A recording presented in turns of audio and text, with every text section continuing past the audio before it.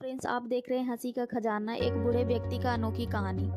हर दिन एक भिखारी दरवाजे के पास आकर भीख मांगता था और घर का मालिक हमेशा घर के बाहर आते देख उसे देख कर फिर जाया करता था। कई बार उसके लिए गालियां भी बकता। वो कहता कि तू जिंदा ही क्यों है, पूरी जिंदगी ऐसी ही भीख मांगेगा क्या, धरती का बोझ क्यों बन बैठा है। और कभी कभी भिखारी को गुस्से में वह धक्का भी मार दिया करता था। इतना कुछ हो जाने के बावजूद भिखारी को मुंह से सिर्फ यही निकलता था कि भगवान भगवान तुम्हारे पापों को माफ करे।